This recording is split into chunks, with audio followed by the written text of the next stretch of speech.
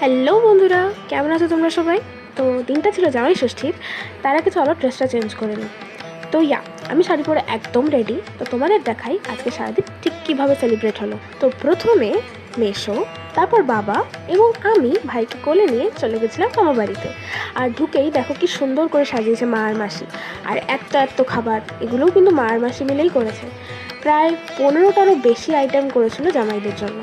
আর তারপরই জামাইদের বসিয়ে শাশুড়ি তার দুই জামাইকে আশীর্বাদ করলো। আর তারপরে করলোই পাখার হাওয়া। আর এরপরেই শুরু হলো জামাইদের সেই আইকনিক মোমেন্ট, যাকে বলে জামাইদের ভুড়ি ভোজ। বাবা আর মেসোর পাশে বসে আমি আর বোন তো বেশ সুন্দরই খাওয়া দাওয়া করে নিয়েছিলাম। আর খেয়ে উঠে নিজেকে এরকমভাবে আয়নায় দেখতে দেখতে হঠাৎ করে আমার মাথায় এলো যে এই মহিলাকে একটু জ্বালানো যাক। তারপর এই মহিলার দৌলতেই এত সুন্দর সুন্দর ছবি তুলে আমার দিনটা এভাবেই শেষ হলো। তাহলে তোমরা জানাও তোমাদের জামাই ষষ্ঠী কেমন কাটলো, আর সাবস্ক্রাইব করে নাও। আর ভালো লাগলে ভিডিওটা লাইক করে দাও। দেখা হচ্ছে অন্য ভিডিওতে।